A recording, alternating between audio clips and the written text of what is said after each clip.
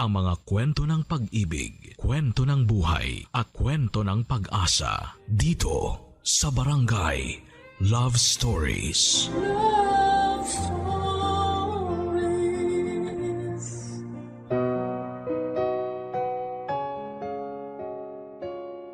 Ang kasal daw ay hindi parang kaning mainit na kapag napasok ka ay pwede mong iluwa.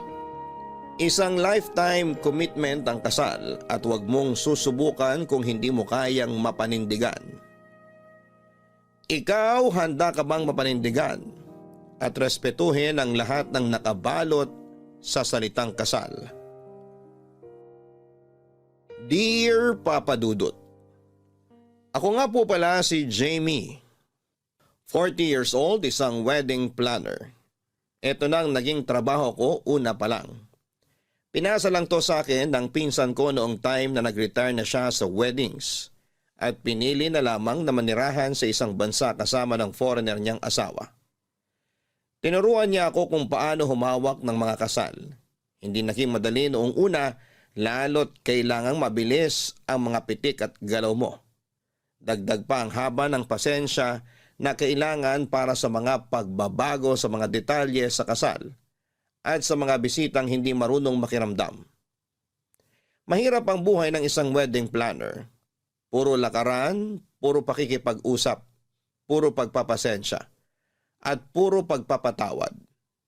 Hindi madali pero sa tuwing nakikita ko kung gaano kasaya ang mukha ng mga ikakasal ay parang nababawi rin kahit papaano ang hirap.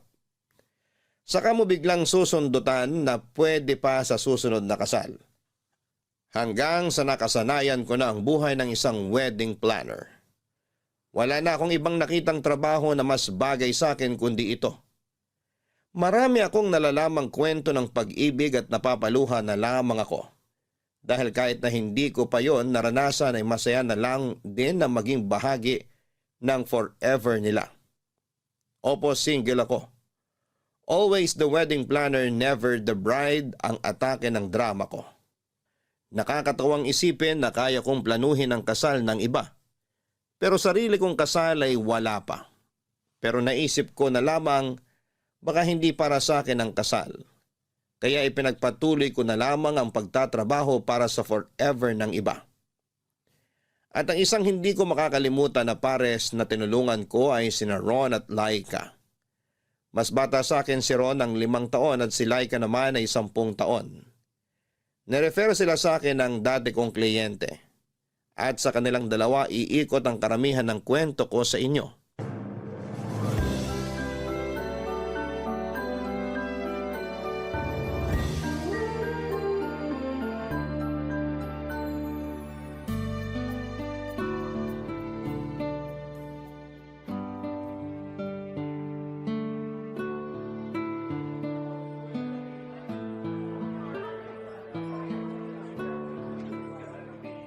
Hi, ikaw si Jamie? Hi! Oo, ako nga. Ron? Yes, Asan pala si Laika? mukhang malilate din. Hindi kayo sabay na pumunta rito? Ewan ko ron. Akala ko late na ako, mas late pa pala siya. Gusto mo ba hintayin natin siya o pwede na nating simulan yung usapan kahit na wala pa siya? Pwede namang introhan mo na lang ako sa mga plano. Pero wala rin naman akong say dyan. Si Laika pa rin ang masusunod. Siguro mas maganda na nandito na siya para hindi sayang ang laway ko. Okay. Magkwentuhan na lang muna tayo ng kahit na ano. Hindi naman siguro sayang sa laway yun, no? Pwede naman para komportable na tayo sa isa't isa. Matagal ka na ba sa trabaho mo? Oo. Halos 15 years na rin. Ang tagal na pala. Siguro umay ka na sa mga kasal, no? Sanay lang, pero hindi umay. Ang ganda kaya ng weddings, lalo kapag palitan na ng vows.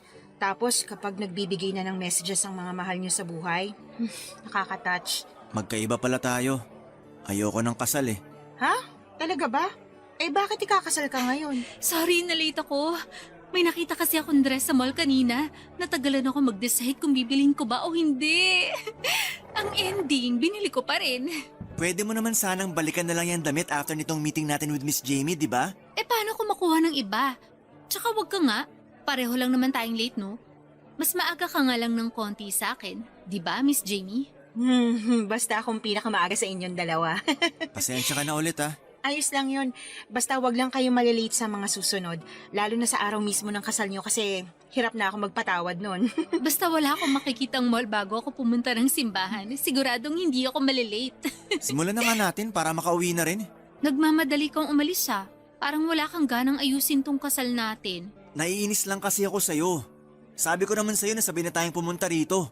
Pero nakuha mo pang mag-mall para maglakad-lakad. Tapos ang hirap mo pang tawagan. Mag-aaway pa ba tayo? Huwag mong sirain ang mood ko ah. Kinakabahan ako sa inyong dalawa. May kasal pa bang magaganap? Pasensya ka na Miss Jamie ha. Sagad kasi sa butong toyo nitong fiancé ko. Hayaan mo siya. Sorry Miss Jamie. Wala lang talaga ako sa mood.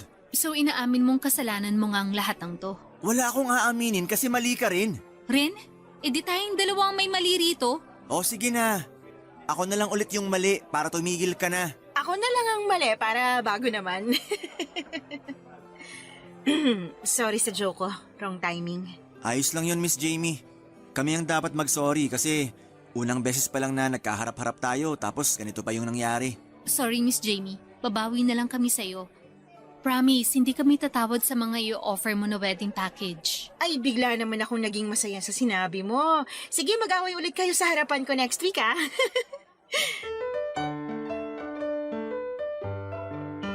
Sanay na ako sa eksenang nakita ko kina Ron at Laika, Papa Dudut. Kaya mahaba na rin ang pasensya ko sa mga ganong kaso. Gets ko naman na pressured ang mga ikakasal lalo at kapag malapit na ang wedding day nila. Sa dami ba naman ng nahawakan kong kasal, kina Ron at Laika pa ba ako may stress? Mukha naman silang maayos na dalawa. Siguro ay nataon lang na pareho silang wala sa mood, kaya mas lalong nag-init ang simpleng away lang sana. Bigla ko tuloy naalala yung ex-fiancé ko.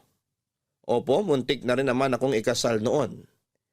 Isang gabi bago ang kasal namin, naramdaman ko ang stress sa kanya. Kaya nga ultimo yung medyas niya ay pinanghawakan pa naming dalawa. Bilang ako naman ang mahaba ang pasensya sa amin, kaya inunawa ko na lamang siya. Pinakalma, umepekto naman at kinabukasan ay excited na akong makaharap siya sa altar. Ang ganda ko noong araw na yon. Bumagay sa akin ang trahe de boda ko at ang hawak kong mapupulang rosas. Nasa bridal car pa ako noon, Papa Dudut. Hindi pa ako pinalalabas ng wedding coordinator para hindi ako makita ng mga bisita. Kaya lang napansin ko na parang nagkakagulo na sila sa labas ng simbahan. Panay din ang tingin nila sa akin. Parang may mali. Sinubukan kong kausapin ang coordinator namin at wala naman daw problema. Medyo malilate lang daw ang kasal dahil wala pa ang groom. Tumango ako pero nang pinagmasdan ko ang itsura ng coordinator namin, kita ko na nagwo-worry na siya. At nang umabot na ng 20 minutes ang paghihintay ko ay nagpasya na akong lumabas ng sasakyan at pumasok ng simbahan. Doon ko nalaman na tinakasan na ako ng groom ko. Hindi na raw siya makontakt at nag-iwan ng note sa hotel na nagsasabing hindi niya raw ako kayang pakasalan. Hindi ako umiyak pero nawala bigla ang kagustuhan kong maranasan ang happily ever after tulad ng iba.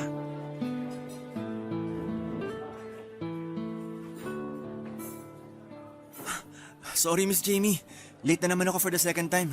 Sorry talaga. Naku, okay lang. Kararating ko lang din naman. Nauna lang naman ako ng 10 minutes sa'yo. Umupo ka na. Malilate din siguro si Laika? Hindi. Anong hindi? Hindi siya makakarating. Uy, huwag mong sabihing hiwalay na kayo ah. May mga nakausap na akong ibang wedding suppliers para sa kasal nyo. Hindi lang siya makakarating ngayon. Huwag kang kabado. May kasal pa rin na magaganap. Ay, akala ko naman kasi. May mga na-cancel bang kasal na hawak mo noon? Oo naman, normal yun. Paano yung bayad mo ron? Hindi ko na siningil. Masyado nang mabigat na hindi matutuloy yung kasal nila. Ayoko nang dumagdag pa sa mga pasani nila. Pero sayang naman ang effort mo sa pag-organize ng kasal nila. Tapos hindi matutuloy, di ba? May blessings pa rin namang dumarating pagkatapos noon, kaya okay na rin. Napakabait mo naman pala. Kung yung iba, baka i-post pa nila sa Facebook kapag hindi sila nabayaran. At naiintindihan ko rin naman sila ron. Siyempre, pinaghirapan din nila yun na lakarin. Masyado kang mabait. Baka kunin ka na sa itaas. Huwag mong sobrahan ha. Huwag mo namang ipagdasal. Pag kinuha ako ng maaga, wala na kayong mabait na planner. Sorry nga pala nung first time namin na nakaharap ka ha. Todo away pa kami ni Laika. Nakakahiya. Ayos lang yun. Normal yun sa ibang ikakasal. Ando na kasi yung pressure sa inyo eh. Huwag na lang natin pag-usapan. Pero teka nga, asan nga ba si Laika? Bakit hindi siya makakapunta? May kailangan siya i-close na deal sa trabaho niya eh. Inuna niya yon. Pangdagdag din daw sa bayarin sa kasal namin. Sana pala nireschedule na lang natin tong meeting para naman may input din siya sa mapag-uusapan. Pinagkakatiwala naman niya sa akin tong meeting natin. I-guide mo na lang siguro ako. Wala akong alam sa ganito eh. Gets kita. Kadalasan kayo mga groom, umattend lang sa kasalang gagawin nyo. Ang mga bride talaga ang mabusisi sa mga detalye. Hindi rin kasi ganun si Laika. Kahit ano lang meron, ayos na sa kanya. Basta may maganap lang na kasal. Maswerte ka naman pala. Hindi ka na mahihirapan sa kanya. Sana nga. So, simulan na natin? Paano ba? Ikaw bang mamimili sa isusuot na sapatos ni Laika? Ha? Hindi! Wala akong kinalaman sa sapatos niya. Natawa naman ako sa sinabi mo. Ay, sorry. Sabi ko naman sa'yo, wala akong alam sa ganito eh. Banu talaga. Sorry. Alam mo, ganito na lang. I-reschedule ko na lang tong meeting natin. Dapat kasama na si Laika. Baka kasi kung ano pang masabi mo ngayon. Mas mabuti pa nga. Pero babayaran ko na lang tong araw na kinita mo ko. Wag na. Wala rin naman akong ginagawa sa bahay kaya gusto ko rin namang lumabas. Bayaran mo na lang ako ng kwentuhan. Nako, kung kwentuhan lang pala ang bayad sa'yo, yayaman ka sa akin. So, simulan na natin? Paano ba? Ano bang size ng sapatos mo? Palong-palo ang sense of humor ni Ron sa akin, Papa Dudut. Kaya nasulit ko rin na lumabas ng bahay kahit kinailangan kong i-reschedule ang meeting namin para sa kasal nila ni Laika. Aaminin ko nung una ko siyang nakilala dahil nga cold at stressed siya noon. Hindi ko natipuhang makipag-usap masyado sa kanya. Nadagdag pa yung away nila sa harapan ko. Pero dahil nga relax lang si Ron, noong second meeting namin ay kaya doon ko nakita na ayos din naman pala siya. Tulad ng ibang tao ay may mood lang siya na hindi maganda dala rin ng nakaka-stress na mga pangyayari sa paligid niya. Naintindihan ko na, napahaba nga ang usapan namin. Naparami pa ang orders namin ng pika-pika. Kahit busog na kami noon ay panay pa rin ang order niya. Libre na lang daw niya. Yun na lang daw ang kabayaran para sa reschedule ng meeting. Sabi ko naman ay ayos lang talaga. Pero mapilit siya. Inabot kami ng ilang oras sa restaurant na yon. Kung ano-ano na lamang ang napag-usapan namin. Una tungkol sa mga magagandang lugar na pwedeng mag-honeymoon. Hanggang sa mga magagandang plato na pwedeng bilhin kapag nag-asawa ka na. Nakakatawa na lang na napupunta na kung saan-saan ang usapan namin noon. Walang putol ang usapan namin. Walang hintuan. Laging may banad si Ron sa mga sinasabi ko at hindi na rin ako nahihiyang bumanat sa kanya. Sobrang komportable na namin sa isa't isa. Nakakala mo'y matagal na kaming magkakilala. Hanggang sa na-realize ko, unti-unti ay parang nafo-fall na ako sa kanya. Aaminin kong dahil sa mahabang usapan namin, nagkaroon ako ng crush sa aking kliyenteng groom, Papa Dudut. Noong nakauwi na ako sa bahay after ng kwentuhan namin ni Ron ay kinabahan ako bigla. Paano ba naman kasi iyon ang unang beses na nagkaroon ako ng crush sa kliyente ko. Matagal ko nang binakura ng puso ko sa mga groom na nakakasalamuha ko. Hindi ako pwedeng magkaroon ng kahit kaunting interest sa kanila dahil kailangan kong maging profesional at syempre andun ako para tulungan sila sa kasal nila. Ikakasal sila sa iba at dapat ay hindi ako ma-attach sa kanila. Pero iba kasi ang nangyari sa pagitan namin ni Ron. Dahil nga sa naging kwentuhan namin, Hindi ko namalaya na nasira na ni Ron ang bakod ng puso ko. Kung bakit naman kasi lumalim pa ang naging usapan namin. Gusto ko na lang din talagang sisihin ang sarili ko ng mga oras na na-feel kong nagkaka-crush na ako sa kanya. Hindi ako muling nagparamdam kay Ron. Diretso ako lagi kay Laika sa pag-update para sa next meeting namin at yung mga dapat na gawin. Hindi naman nakatunog si Ron na kay Laika lang ako dumadaan. Kasi napag-usapan naman na namin na si Laika ang una kong dapat na makausap. Siya kasi ang bride. Siya ang mas nakakaalam sa dapat gagawin sa kasal. Mabuti na lang at gumana ang excuse na yon, Papa Dudut. 2 linggo din akong hindi nagparamdam kay Ron. Hanggang isang gabi ay nagulat na lamang ako na may tumawag sa akin. Hindi nakasave ang numero, inakala ko noong una na magdi-deliver yon ng parcel o baka bagong kliyente at mag-i-inquire sa rate ko bilang planner. Nagulat na lamang ako nang marinig ko ang boses ni Ron. Biglang kumabog ng malakas ang dibdib ko. May epekto pa rin pala siya sa akin. Akala ko natunaw ko na ang nararamdaman kong interest sa kanya dahil 2 linggo na rin kaming hindi nakapag-usap at nakapagkita. Ginulat mo naman ako, Ron. Bakit ka ba napatawag? Akala ko bagong kliyente ko na. Dismayado ka ba na lumang kliyente mo ang tumawag? Akala ko nga rin magde-deliver ka ng parcel ko eh. Pwede naman ako mag-deliver sa'yo. Ano bang gusto mo? Kape? Hopya? Jowa? Naku, pass dyan sa jowa. Busy ako. Naks naman si career woman. Oh, bakit ka nga napatawag? Wala lang. Hoy, hindi pwedeng wala lang. May problema ba? Pwede ka bang maging kaibigan ngayon, Jamie? Oo naman. Kiss na muna ang pagiging wedding planner ko sa inyo. Kaibigan mo ako ngayon. Ano bang nangyari? Normal bang kabahan pag ikakasal? Oo naman. Wedding jitters ang tawag dyan. Wedding jitters? Parang tunog chichirya o gin ah. Sige, magpatawa ka pa. Kabado ka na nga dyan. Pero seryoso nga. Kabado talaga ako. Tsaka uy, atin-atin lang to ah. Parang gusto kong umatras sa kasal namin ni Laika. Okay lang na maramdaman mo yan. Isa yan sa mga senyales ng wedding jitters. Pero utang na loob wag mong itutuloy na umatras. Ay nako, ikaw ang unang kliyente ko na sisingilin ko kapag makakancel ang kasal nyo. Ay, kasi naman. Kaibigan mo ako ngayon. Ano ba talaga nangyayari? Bakit bigla kang nakakaramdam ng ganyan? May aaminin ako sa'yo ah.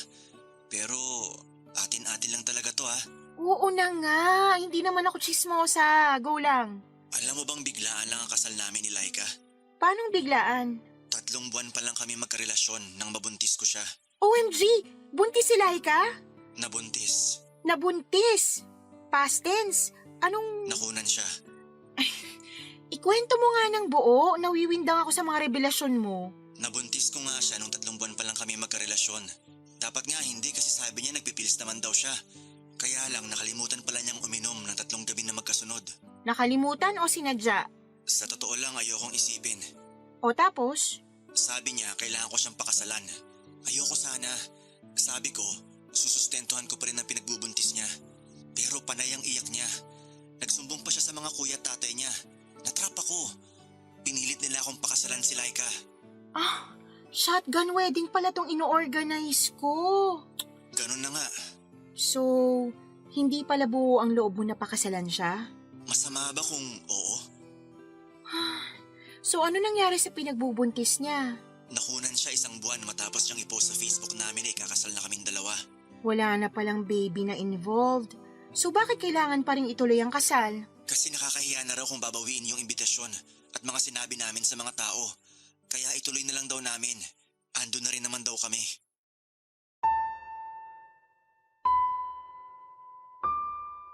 Ramdam ko noon ang bigat sa boses ni Ron habang nagkukwento. Ang hirap naman pala ng pinagdadaanan niya. Kaya naman pala noong unang beses ko silang nakilala ay napansin ko kaagad na parang wala siyang amor kay Laika. Kaya naman pala, napailing na lamang ako at lihim na nakaramdam ng inis kay Laika. Alam kong biktima rin si Laika ng sitwasyon pero dahil nga may crush ako kay Ron, kaya wala akong ibang napagbuntunan ng inis ko noon kundi si Laika. Doon nga rin inamin sa akin ni Ron na nawala na siya ng pagmamahal kay Laika. Lalo't nakikita na nito ang totoong ugali ng fiancé niya. Masyado raw possessive at lagi na lang nakikipag-away. Mapagmataas at palaging pinamumukha kay Ron na mas mataas ang pinag-aralan niya at trabaho. Never daw naramdaman ni Ron na equal sila ni Laika. Kailangang laging angat si Dalaga. Marami pang nakwento sa akin si Ron kung paano siyang hinaharas daw ng pamilya ni Laika. Pati nga raw mga kaibigan ni Laika, harap-harapang minamaliit siya. Hindi naman siya pinagtatanggol ni Laika. Pakiramdam pangaraw ni Ron, natutuwa si Laika sa tuwing dinadown siya dahil ibig sabihin lang noon ay umaangat si Laika sa paningin nila. Dahil nga masyado nang mabigat ang mga kwento niya, sinabi ko sa kanya na pwede kaming mag-meet ng personal sa ibang araw para mas mailahad niya ang nararamdaman niya. Natuwa naman si Ron dahil sa unang beses, meron siyang napagsasabihan ng lungkot niya. Wala na rin daw kasi ang mga kaibigan niya dahil pinalayo ni Laika. Nag-schedule kami ng pagkikita 1 linggo pagkatapos ng pag-uusap namin ay nagtagpo kaming muli sa isang coffee shop para maituloy ang naudlot naming usapan. Ikaw naman ang late ngayon. Sorry naman, may dinaanan pa akong kliyente bago ako pumunta rito. Joke lang yun ha. Alam kong busy kang tao. Kaya maswerte ako na naambunan mo pa rin kahit ilang oras lang. Ang drama mo pa rin ha. Ikaw naman? Pangbasag ng trip? Oo nga pala, umorder na ako ng kape natin. Spanish latte sa'yo, di ba? Light ice at triple espresso shots? Wow! Bakit? Isang beses ko lang sinabi sa'yo ang kapeng paborito ko pero natandaan mo agad. Matandain talaga sa mga espesyal na mga tao sa buhay ko. Flattered naman ako. Espesyal ba talaga ako? Wedding planner nyo lang ako. Kapag tayong dalawa lang ang magkasama at magkaharap, kaibigan kita. Hindi ka wedding planner lang. Okay, kinilig ako ron ng slight. Kinilig? Kinikilig ka sa kaibigan mo? Friendzone pala ata ang hanap mo sa buhay. Hoy, hindi kainis to. Hindi ko tuloy ma-explain ng mabuti yung sasabihin ko. Feeling ko, i-judge mo ko. Hayaan mo na. Tinutukso lang naman kita. Ano bang gusto mong pag-usapan ngayon? Ikaw, ano bang gusto mo? Ikaw kaya nag-aya sa akin lumabas. Dapat ikaw ang may bangkong mga topic. Wala ako maisip bigla eh. Parang naubos na ata yung pwede nating pag-usapan. Ang daldal mo kasi sa chat. Nahawa lang ako sa'yo, no? Alam ko na. Pag-usapan na lang natin yung tungkol sa kasal nyo ni Laika. Pwedeng pass muna riyan. Gusto ko kasi munang makawala sa pressure ng kasal namin. Tsaka, nagkatampuhan nga kami bago ako pumunta rito eh. Bakit naman? Mansari pala kasi namin ngayon. Mansari nyo? Bakit ka nakipag-meet sa akin ngayon? Dapat siyang priority mo. Pero mas gusto ko makasama ka kaysa sa kanya. Mas nakakahinga ako kapag ikaw ang kausap at kaharap ko. Gusto ko makaramdam ng kilig sa sinasabi mo. Kaya lang mali eh. Kanina mo pa binabanggit niyang kilig ah. Totoo na ba yan? Kilig kaibigan ba yan o kilig crush? Grabe sa crush ha. 40 na ako. Ikaw lagpas 30 ka na. Dapat wala na yung ganyan. Lolo ko nga kinikilig pa rin sa paglalambing ng lola ko eh. Wala sa edad yan. So ano nga? O sige na, aamin na ako. May konti akong crush sa'yo. Konti lang talaga. Paano ko ba yun pararamihin ha? Huwag ka nga puro biro. Hindi naman ako nagbibiro. Basta, harmless naman tong crush ko sa'yo. Before kasal mo, mawawala rin to. Ipagdarasal ko talaga. Paano kung wag mo na lang ipagdasal na mawala yan? Kasi kinilig ako nung nalaman kong crush mo rin ako eh. Rin? Crush mo rin ako? Oo. At hindi ko ipagdadasal na mawala to. Nakatitig sa akin si Ron habang sinasabi niya noon ang mga katagang yon. Crush din niya ako. Naramdaman kong totoo ang sinabi niya. Kaya nakaramdam ako ng kilig, Papa Dudut. Sumobra pa nga. Natahimik kami ng ilang minuto dahil hindi namin alam kung paano babawiin ang usapan. Parehong namumula ang mga mukha namin. Akala mo'y nakainom kami ng alak. Kung hindi kami tinawag ng barista para sa mga kapeng in-order ni Ron, hindi kami makakahinga ng maayos. Noong nakahigop na kami ng kape ay medyo nawala na ang tensyon sa pagitan namin. Pasimple akong tumingin kay Ron, ganon din siya sa akin, hanggang sa nagkatitigan. Nagkatawanan at bumalik na muli kami sa pagiging komportable sa isa't isa. Hindi muna namin pinag-usapan ang tungkol sa crush na nafe-feel namin sa isa't isa. Random lang na mga bagay ang pinag-usapan namin, basta hindi tungkol sa nararamdaman namin. Mula noong nagkaaminan kami, alam kong may nagbago na sa amin. Naramdaman ko ang kakaibang saya na first time ko ulit maramdaman after kong iwan sa altar ng fiancé ko. Palagi na kaming magkausap ni Ron, lagi na rin kaming nagkikitang dalawa.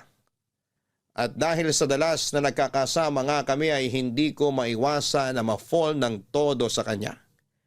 Ganon din siya sa akin. Wala pang formal na usapan sa kung ano ang meron kami, pero masaya kami sa ganon.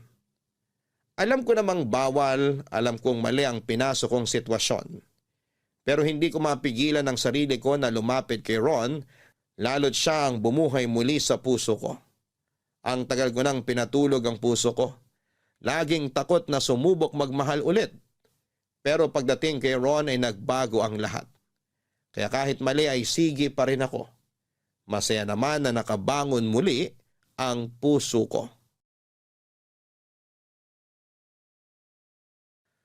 Nagpatuloy ang maling ugnayan namin ni Ron.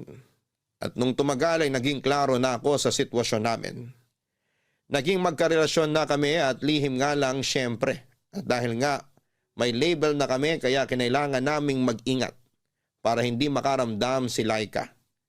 Siniguro namin na sa tuwing magkikita kaming tatlo ay walang mapapansin si Laika sa kakaibang kinikilos namin. Kumbaga kapag tatlo kaming magkakaharap, isa lang akong wedding planner. Professional lang. Pero pagkatapos noon ay mag-aaya si Ron na magkita. Madalas kaming nagkikita sa kondo ko. Malayo naman ang kondo ko sa bahay ni Laika kaya malabong magkahulihan doon.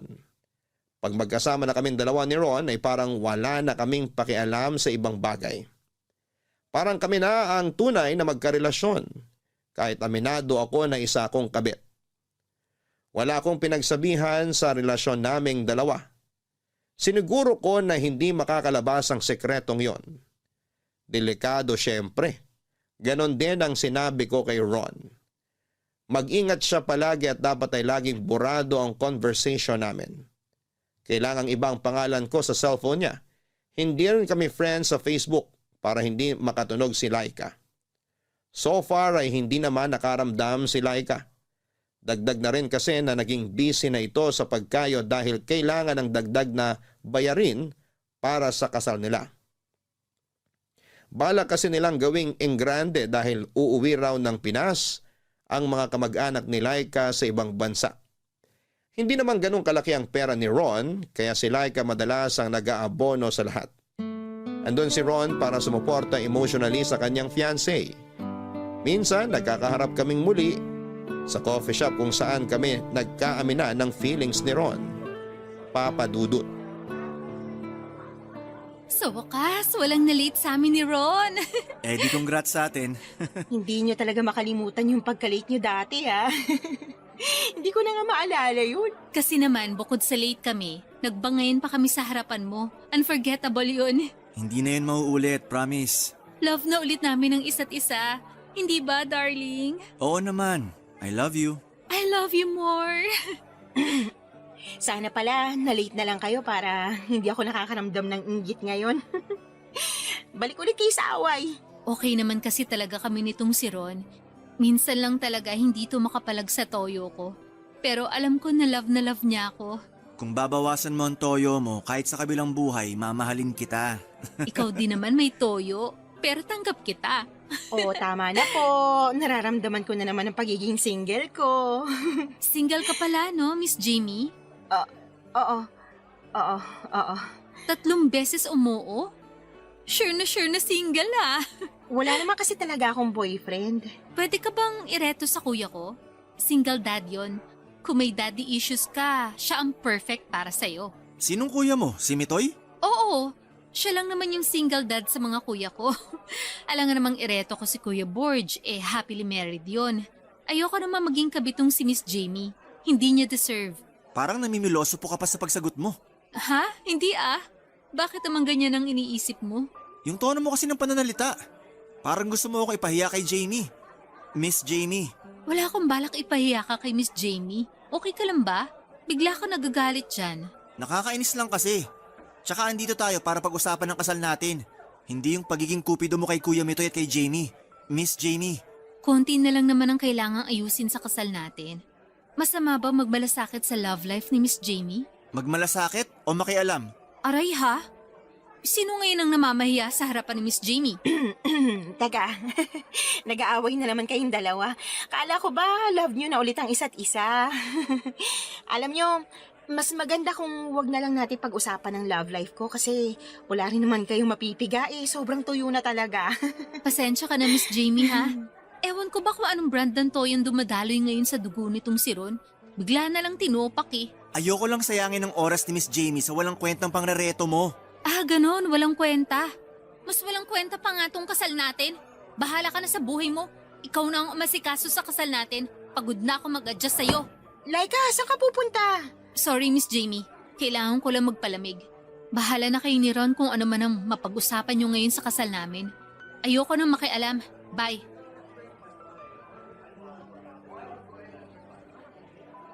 Bakit naman ganun ang trato mo kay Laika? Nagselos ako Masisisi mo ba ako? Nirereto ka niya sa kuya niya. Ayoko nun. Akin ka lang.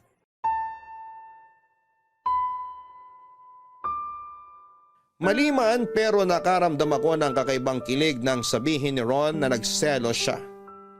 Doon ko napatunayan na mahal niya ako. Bakit siya magsiselos kung hindi siya interesado sa akin, hindi ba? Hinintay ko muna siyang kumalma bago ko siya kinausap. Hinayaan ko siyang ubusin ang kapeng natitira sa tasa niya. At nang makita kong ayos na siya ay saka ko siya kinausap. Pinagsabihan ko na huwag ganon ang trato niya kay Laika. Dahil baka makahalata ito. Doon na-realize ni Ron na mali nga ang ginawa niya. Nadala lang daw siya ng selos. Nagsorry siya sa akin at sinabi ko sa kanya na tawagan niya si Laika para suyuin. Ginawa naman niya pero ayaw sagutin ni Laika ang tawag. Sinabi ko sa kanya na i-text o i-chat na lamang niya para mag-sorry. Sumunod ulit siya. Nakakakilig din yon sa pakiramdam ha? Yung mapasunod ko si Ron sa gusto kong mangyari. Pagkatapos noon ay inaya niya akong pumunta sa kondo ko. Pumayag naman ako. Hiwalay kami ng taxi na sinakyan. Pinauna niya akong umalis at after 10 minutes ay saka naman siya sumunod. Para lang walang makakita at makapansin. Sa kondo ko doon kami nag-init na dalawa. Naglambingan hanggang sa mauwi sa kama. May nangyari na naman sa amin kaya nga mas mahirap bumitaw dahil may nangyayari na sa amin. Lalo't masyado niyang ginagalingan. Parang ayaw niya akong bigyan ng chance na ihinto ang maling namamagitan sa aming dalawa. Hindi ko tuloy alam kung paano ako makakatakas sa sitwasyon ko. Alam kong balang araw ay kailangan ko rin yung tapusin pero paano? Yon ang tanong ko sa sarili ko na hindi ko pa mabigyan ng kasagutan. Nitanungin si Ron tungkol doon ay hindi ko magawa. Natatakot din kasi ako sa isasagot niya. Baka hindi pumabor sa nararamdaman ko. Kasi kahit mali ay gusto ko lang talaga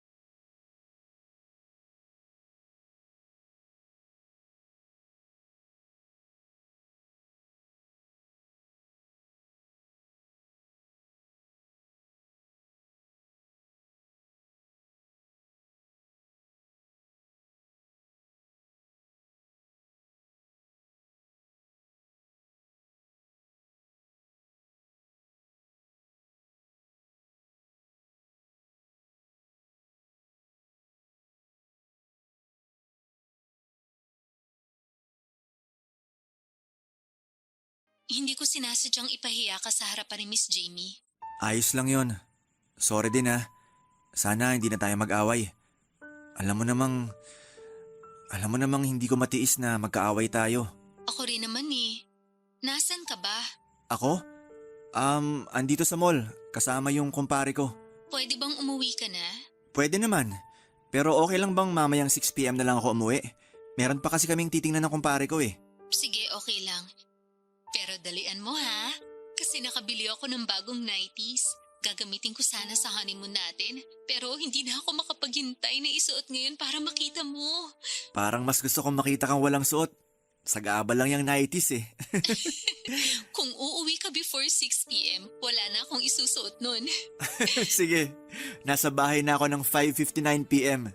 Maghubad ka na. Ang pili mo talaga. O sige na, hintayin kita.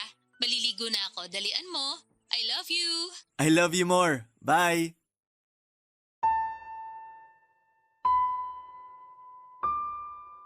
Para kong sinasaksak ng punyal sa dibdib sa mga narinig kong usapan ni na Ron at Laika. Hindi nakatulong na naka-loudspeaker pa si Ron. Narinig ko patuloy kung paano sila magharutan. Wala namang masama roon. Engaged na sila. Sino ba naman ako, hindi ba isa akong kabit? Kahit sinabi pa ni Ron na ako ang mahal niya, pero hindi pa rin yon sapat para ako ang piliin niya. Hindi ko pinahalata kay Ron na nasaktan ako. Nakangiti pa rin ako sa kanya, ako pa ang nag-utos na mag-ayos na siya para makaalis na. Sinabi ko na traffic kaya dapat ay maaga na lang siyang umalis sa kondo ko para makarating siya ng maaga sa bahay nila ni Laika. Ayaw pa sana niya pero pinilit ko.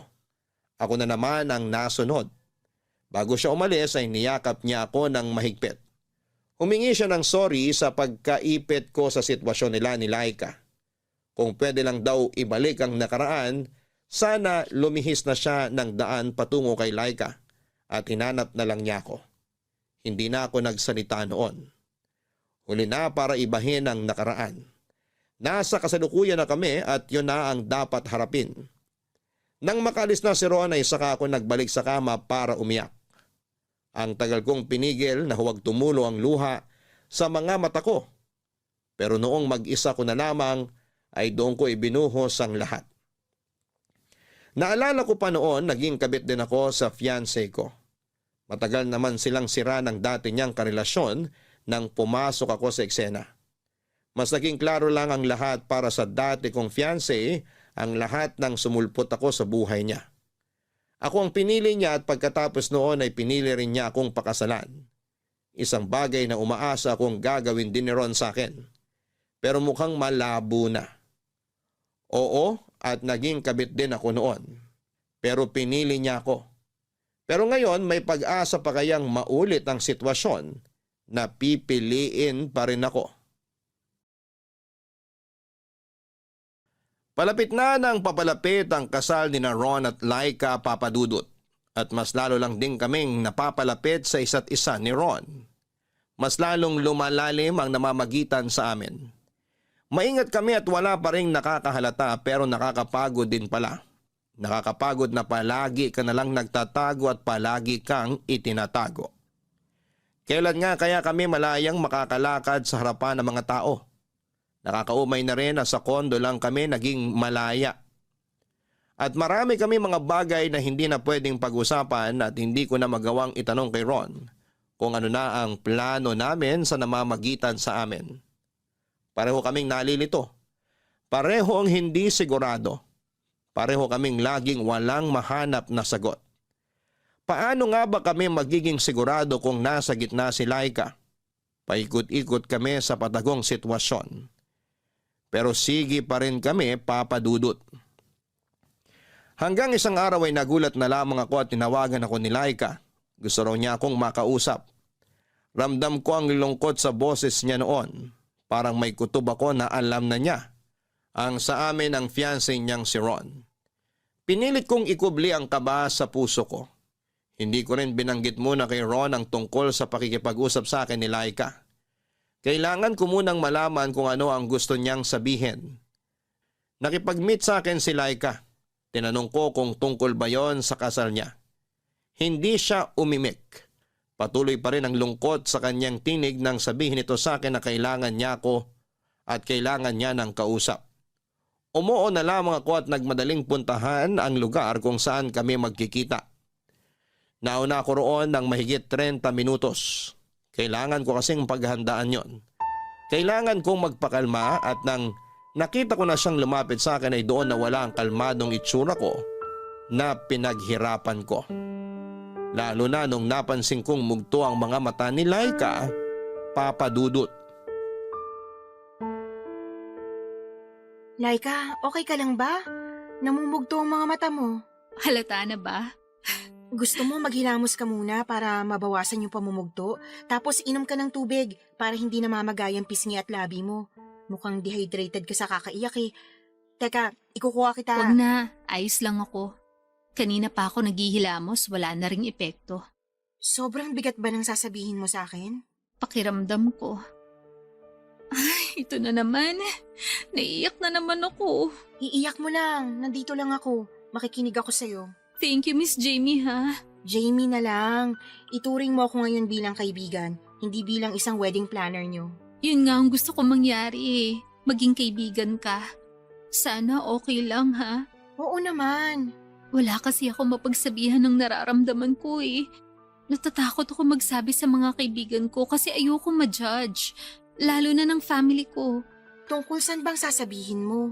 Tungkol sa amin ni Ron. Bakit? Ano nangyari? Hiwalay na ba kayo? Parang papunta ng Aaron eh. Anong ibig mong sabihin? Kasi nararamdaman ko. Lumalala na yung panlalamig niya. Lumalala?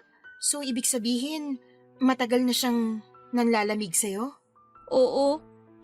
Sa'yo ko lang to sasabihin na.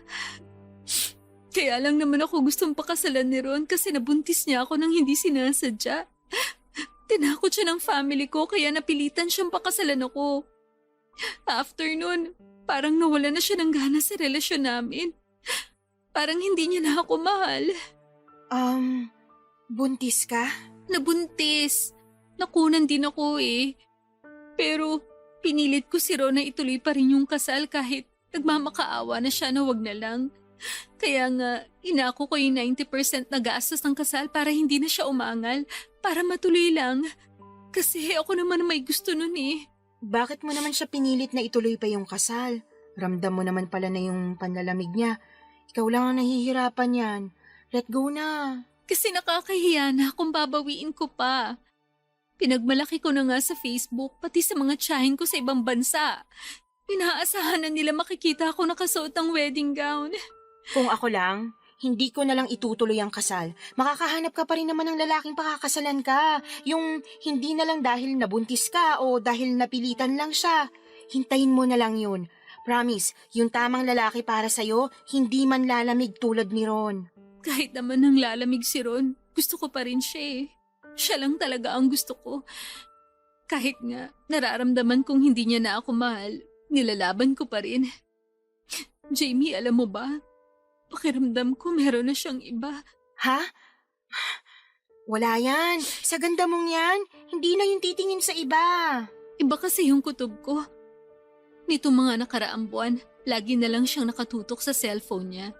Dati, nabubuksan ko pa yung cellphone niya, ngayon hindi na. Nagpalit na siya ng password. Kaya lalong lumakas ang kutob ko na may tinatago siya. Wala yan. Napapraning ka lang. Sana nga.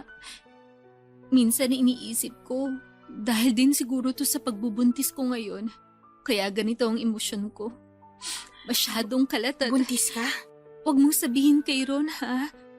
Pala kong sorpresahin siya sa kasal namin. Doon ko sasabihin na nakabuo uli kami. Feeling ko, binalik ni Lord yung sanggol na nawala sa amin. Ang saya ko, Jamie. Pakiramdam ko, itong pagbubuntis ko mag-aayos sa relasyon namin ni Ron. Ano sa tingin mo?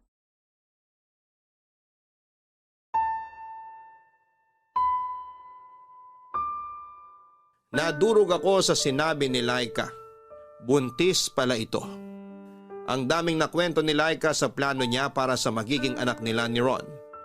Doon ko nakitang nagliwanag muli ang mukha niya. Masaya siya, excited na siyang maging isang ina. Kinausap din niya ako na kung pwedeng magpadagdag ng gimmick para sa reception kung saan ay ilalantad ni Laika na buntis na siya. Doon pa lang daw niya sasabihin na buntis na ulit siya. Normally, mabilis lang ang utak kong makaisip ng mga gimmick sa kasal. Pero nang mga oras na yan ay parang ang foggy ng utak ko. Parang walang ibang pumapasok kundi sakit. Sakit na talagang malabo nang maging kami ni Ron sa huli. Ayoko maging dahilan kung bakit may isang batang hindi lalaking kumpleto ang pamilya. Dahil minsan nawala na rin ako ng anak.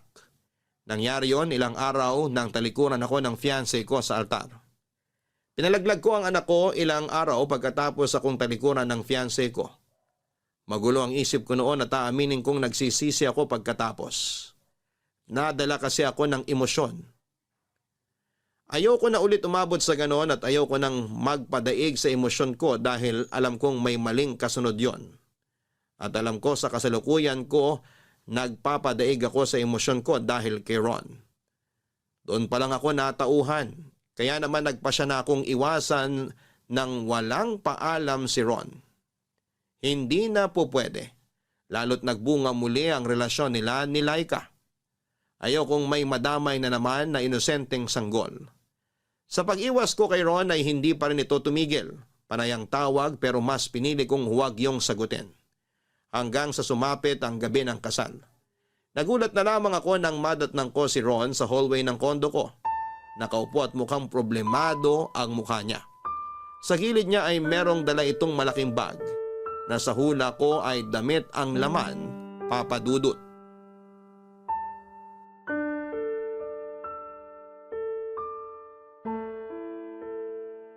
Anong ginagawa mo rito?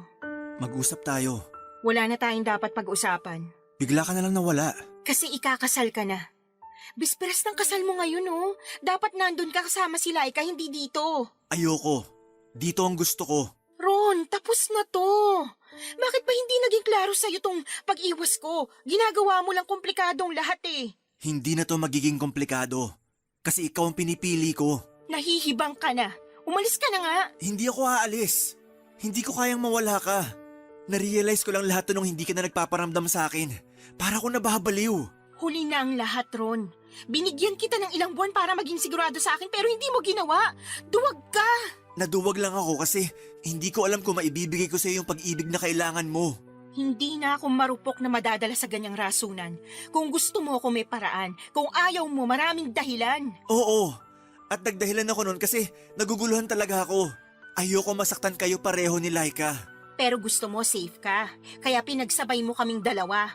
Hindi ko naman kasi intensyon na gano'n na mangyari. Wala nang mapupuntahan tong usapan natin. Hayaan mo akong kumbinsihin ka. Hindi na magbabagong isip ko. Bukas na ang huling beses na makikita mo ko. Pagkatapos nun, ayusin mo ng relasyon mo kay Laika. Ayokong makasal kay Laika.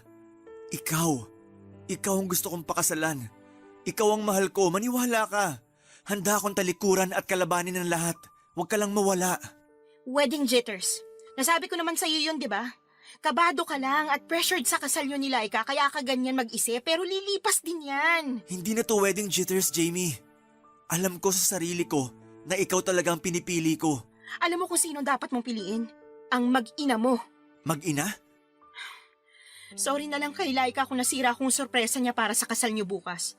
Pero buntis si Laika. Buntis ang fiancé mo. Tumakas na lang tayo. Andito na lahat ng gamit na kailangan ko. Magsimula tayo sa malayo. Doon tayo bumuo ng sarili nating pamilya. Doon kita papakasalan. Magbabagong buhay tayo malayo sa nakaraan. Halika na, Jamie. Di ba mahal mo ako? Oo, mahal kita, Ron. Maniwala ka, mahal na mahal. Pero hindi na dapat eh. Meron kang ibang dapat mahalin. Sinalay kayo at ang magiging anak ninyo. Silang may karapatan sa'yo at sana tanggapin mo yun kasi ako tanggap ko na eh. Wedding planner nyo lang ako. Hanggang doon lang ang pwede nating maging koneksyon. Pagkatapos ng kasal nyo bukas, magbabalik na ako sa mundo ko at ganun din kayo. Huwag na nating gawing komplikado to. Palayain mo na ako. Ayoko nang gumawa ng mali. Jamie, wag naman ganyan, please. Hindi ko kaya na mawala ka. Sa una lang tayo mahihirapan. Pero balang araw, Hindi ka magsisisi na pinili mo ang mag-ina mo kaysa sa wedding planner niyo. Paalam, Ron. At best wishes sa'yo.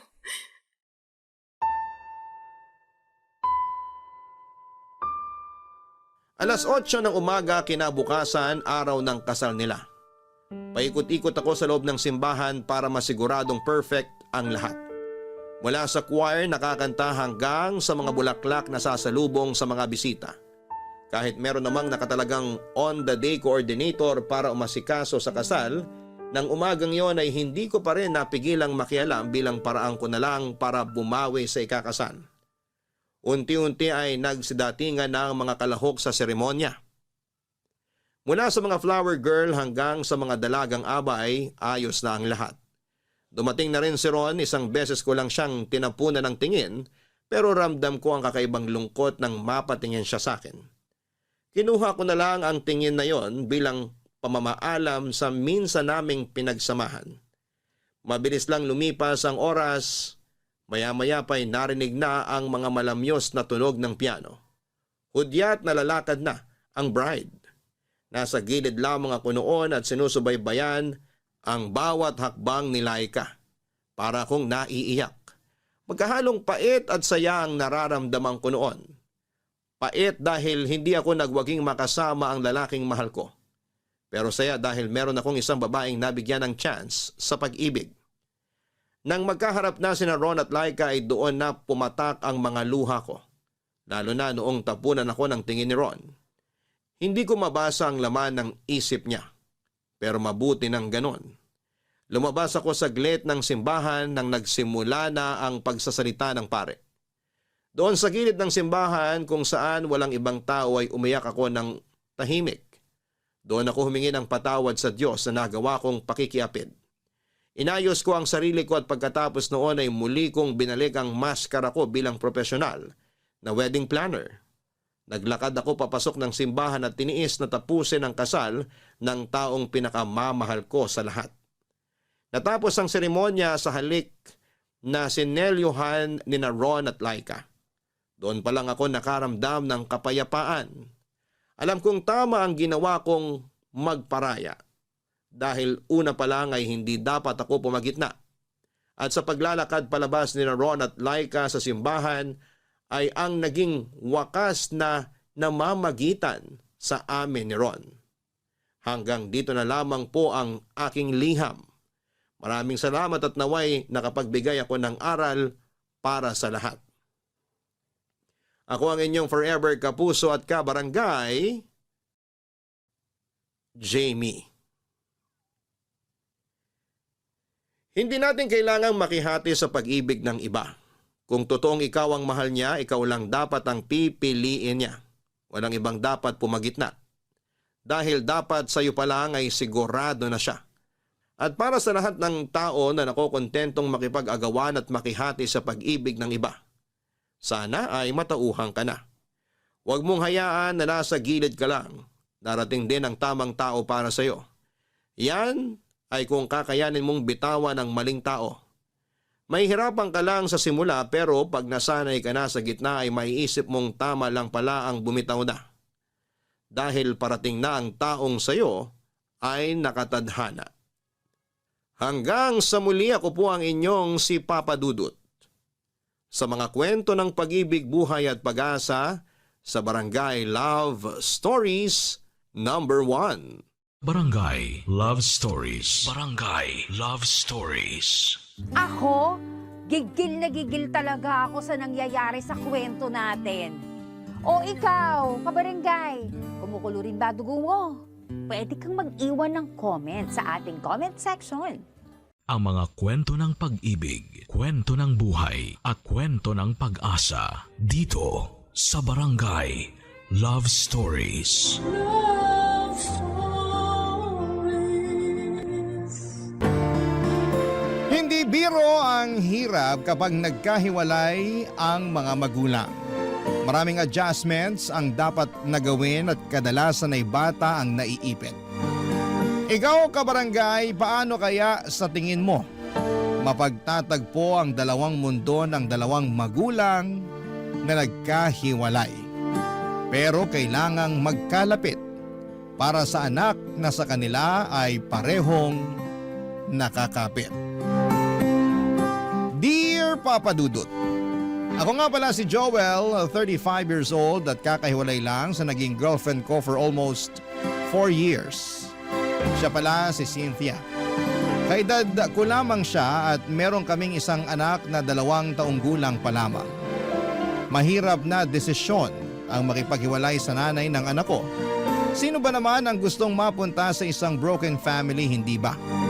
Kaya lang ay hindi ko na matiis ang ugali ni Cynthia. Lagi niya akong pinaghihinalaan na may ginagawang hindi maganda. Palibasa noong time na naging kami ay malala pa ang trust issues niya dahil niloko siya ng dating boyfriend niya. Nagkaroon din sila ng anak pero nasa poder ng lalaki ang bata. Pinasa sa akin ni Cynthia lahat ng galit at tamang hinala niya sa kanyang ex-boyfriend. Noong una ay sinubukan ko namang tanggapin yon. Mahal ko eh.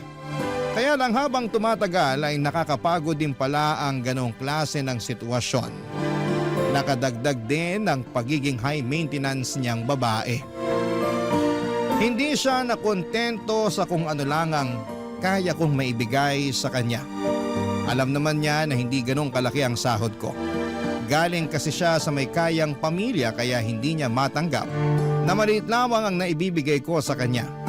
Yun madalas ang nagiging away din namin dahil nasasaktan ang pagkalalaki ko sa tuwing pinamumukha niya sa akin na hindi sapat ang naibibigay ko. Hanggang isang araw ay nakipaghiwalay na ako sa kanya, Papa Dudut. Biglaan lang ang lahat dahil napundi na ako sa pagbubunganga niya sa mga pagkukulang at mali ko. At dahil nga sa pakikipaghiwalay ko ay nagtanim siya ng galit sa akin at nakaapekto yon sa anak namin, Papa Dudut.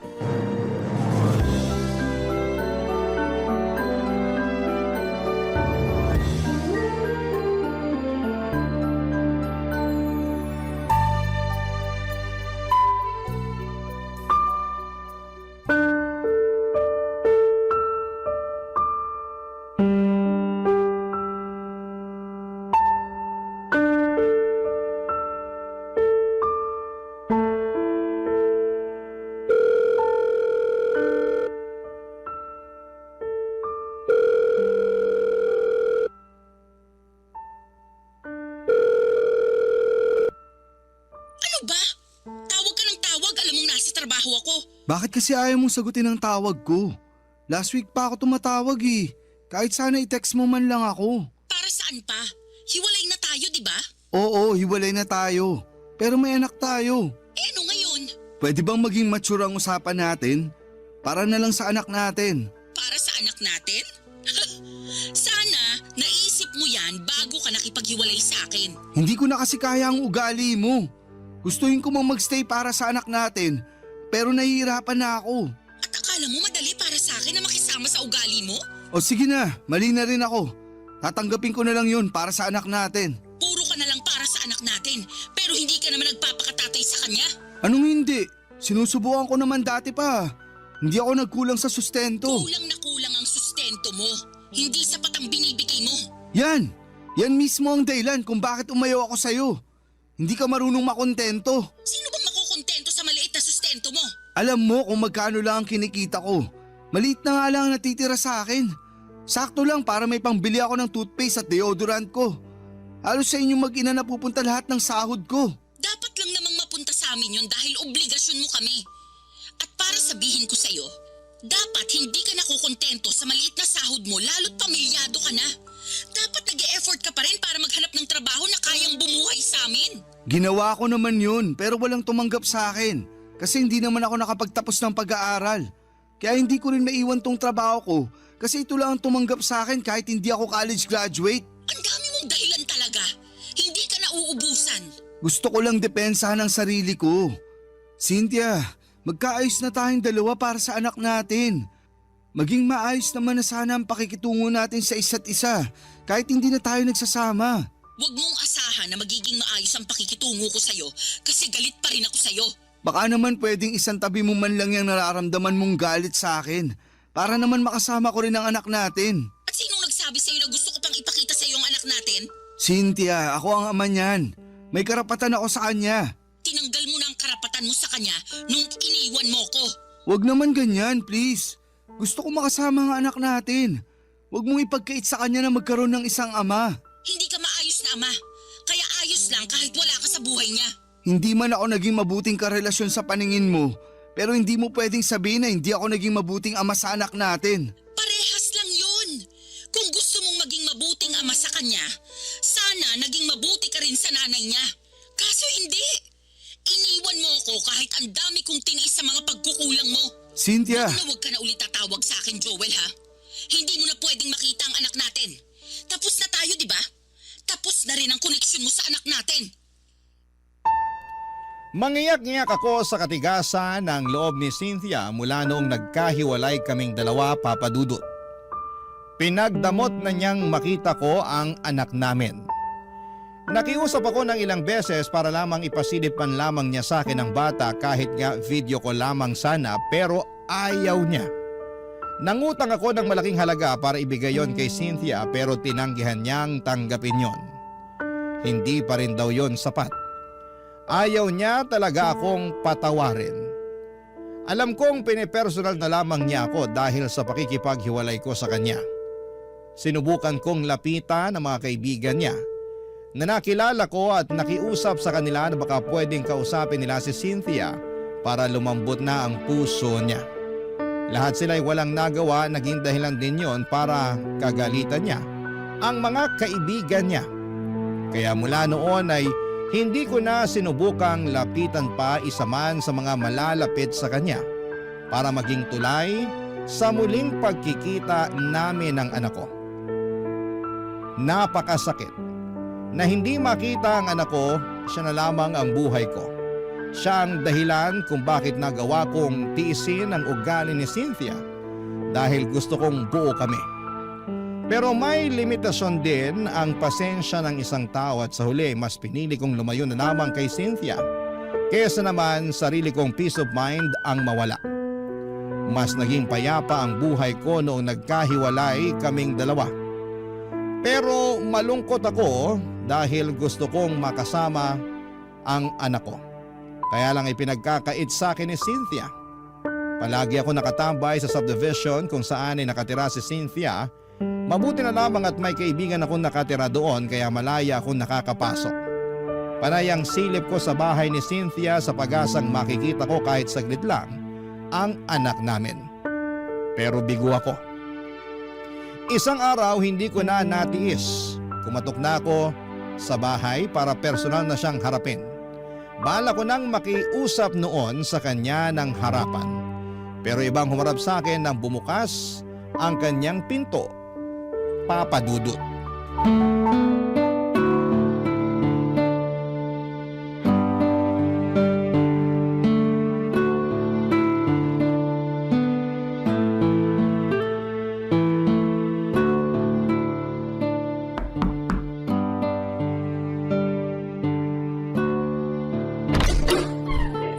Sino po kayo?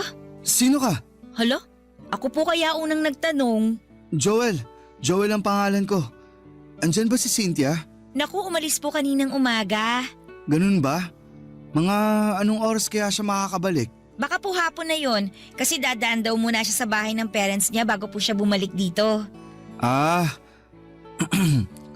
sino ka nga pala? Ay, pasensya na, hindi po agad ako nakapagpakilala.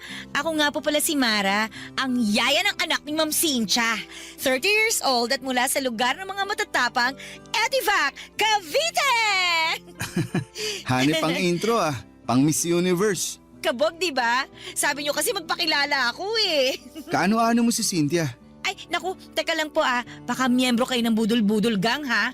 Kasi yung mga ganyang tanungan, napanood ko na yan sa balita eh. Hindi. Ay, ex-boyfriend ako ni Cynthia.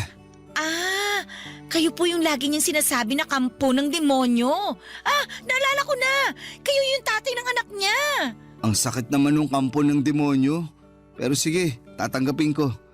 Ganun ang tingin niya sa akin eh. Ang tindi nga po ng galit niya sa inyo. Ang dami niyang kwento tungkol sa inyo. Hula ko, wala siyang magandang nasabi tungkol sa akin no. Ang galing niyo naman pong manghula. Iniwalayan ko kasi siya, kaya sobrang bitter niya sa akin. Naiintindihan ko naman siya, kaya lang Kaya lang ano po? naiipit kasi yung anak namin. Doon ako nahihirapan. Ay, hindi po ba niya pinapakita sa inyong anak niyo? Mula nung nagkaiwalay kami, hindi na niya pinakita sa akin. Kahit makausapan lang po sa phone? Kahit yan, hindi pwede. Pinapaupa ko na muna ang galit niya sa akin. Pinagdarasal ko na lang na makamove on na siya agad para hindi na niya ipagkait sa akin yung anak namin.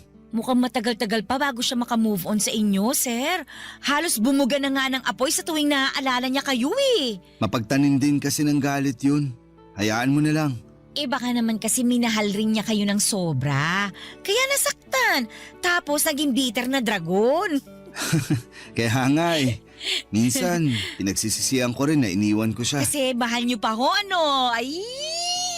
Naiisip kong balikan siya para makita ko na yung anak namin. Sobrang desperado na ako, Mara. Gusto ko talagang makita kahit ilang minuto lang yung anak namin. Ay, paano kaya to? May naisip kasi ako pero baka mapag-initan ako ni Ma'am Cynthia kapag nalaman niya eh. Ano ba yun? Matutulungan mo ba ako para makasama ko ang anak ko? Hindi ko po may papangako pero susubukan ko po na maipakita sa inyo yung anak nyo kapag wala po si Ma'am Cynthia dito. Kukunin ko na lang po yung number nyo, sir. Gusto mo lang ata akong makatextmate eh. Hala si sir! May boyfriend po ako sa Cavite ha. Huwag kayong ganyan, loyal ako dun. Binibiro lang kita kasi masyado nang mabigat yung usapan natin eh. Sige, ito ang number ko. Pero palitan mo na lang ang pangalan ko ha para hindi makita ni Cynthia na nag-uusap tayo. Ay teka, sisave ko na po. Patingin nga po ulit. Ayan. Oh, nasave ko na po yung number nyo. Ite-text ko po kayo mamaya ha. Salamat Mara ha. Salamat. Sana matulungan mo akong makita ang anak ko. Hindi ko maitago ang saya ko nang makaharap ko si Mara. Nabuhayan ako ng pag-asa na muli kong makakapiling ang anak ko sa tulong ng kanyang yaya, Papa Dudut. Kinagabihan ay nag-text si Mara sa akin. Nakauwi na raw ang mag-ina ko. Kinuha niya ang Facebook account ko para isend ang pictures ng anak namin ni Cynthia. Palihim niyang ginawa yon habang nasa banyo ang ex ko. Yun ang unang beses na nasilayan ko ang mukha ng anak ko matapos siyang itago sa akin ng nanay niya. Kahit kasi sa Facebook ay hindi nagpo-post si Cynthia ng pictures ng anak namin. Kahit mga kamag-anak niya ay wala ring post tungkol sa kanilang mag-ina. Kaya hindi ko maitago ang sobrang gala ko nang sa wakas. Nakita kong muli ang anak ko kahit sa picture man lang. Sinabi sa akin ni Mara ang schedule ni Cynthia. Pinapadaan niya ako sa Webes dahil buong araw daw na wala si Cynthia dahil pupunta siya ng Pampanga para sa trabaho niya. May conference daw sila roon at gabi na siyang makababalik ng Maynila. Agad ako nag-leave ng trabaho para makasama ko ang anak namin. Pinaghandaan ko yon, bumili ako ng mga pagkain para sa kanya pero pinagbawalan ako ni Mara na bumili ng laruan para hindi makahalata si Cynthia. Sinabi rin niya na sapat na ang pagkain lang ang dalhin ko. Yung mauubos lang sana sa araw ng pagdalaw ko. Tinulungan ako ni Mara para makapagtago ng maayos kay Cynthia. Dahil oras na malaman ni Cynthia na nakakasama ko ang anak ko, ay baka mas lalo lamang siyang gumawa ng paraan para ilayo siya sa akin. Hindi ko yon makakayanan, Papa Dudut. Kaya buong ingat kami ni Mara sa mga pagpunta ko roon. Para kahit kaunti ay hindi maghinala si Cynthia sa ginagawa naming lihim na pagkikita, Papa Dudut. Barangay Love Stories. Barangay Love Stories. Papa Dudut, tubong Cavite nga si Mara. Sa mga sumunod na araw na pagdalaw ko ay marami na akong nalaman sa kanya. Meron na pala siyang anak na 6 years old mula sa kanyang ex-boyfriend. Nasa Cavite ang bata at nadadalaw niya kapag day off niya tuwing Sabado hanggang Linggo ng tanghali. May boyfriend din siya na kasama na niya sa bahay nila sa Cavite. Yun daw ang nag-aalaga ng anak niya. Mabait daw ang boyfriend niya at wala siyang masabing hindi maganda roon dahil siyang tumayo bilang ama ng anak niya. Nakita ko naman kung gaano niya pinagmamalaki ang boyfriend niya. Isang bagay na hindi nagawa sa akin ni Cynthia noong kaming dalawa pa lamang. Kinakahiya kasi niya ako noon dahil nga mas malaki ang kinikita niya at galing pa siya sa mayamang pamilya. Natatandaan ko pa, noong mga unang buwan na magkarelasyon kami ni Cynthia ay gusto niya sa dating kondo niya lamang kami magkasama. Ayaw din niyang mag-post kami ng picture na magkasama. Nasasaktan ako noon pero prangka naman niyang inamin sa akin na hindi ako gusto ng pamilya niya dahil may kaya nga sila sa buhay. Pero kahit na ganoon ay pinaparamdam naman sa akin ni Cynthia na minamahal niya ako. Pero atras abante lang din talaga siya sa relasyon namin. Dahil bukod sa sulsol ng kanyang pamilya ay dumagdag pa ang trust issues niya sa akin kahit na wala naman akong ginagawang kalokohan. Kahit na hindi naging maayos ang trato niya sa akin ay never ko siyang niloko. Yun naman ang may pagmamalaki ko sa kanya hanggang dulo. Kaya lang ay hindi naman niya yon pinakinggan dahil para sa kanya, pare-parehas ng lahat ng mga kalalakihan.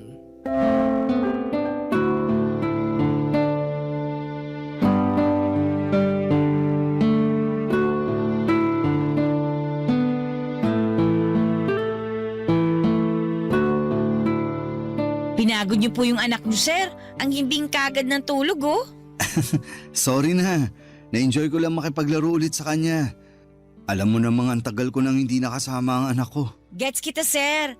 Ganyan din ako sa anak ko tuwing umuwi ng Cavite kapag day off ko. Parang ayoko nga patulugin para hindi matapos yung bonding naming dalawa eh. Ang sarap maging magulang, no?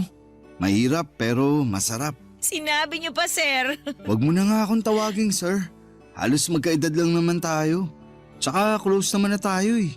Eh naku, nakakailang naman kung tatawagin ko lang kayong Joel. Hindi ako sanay.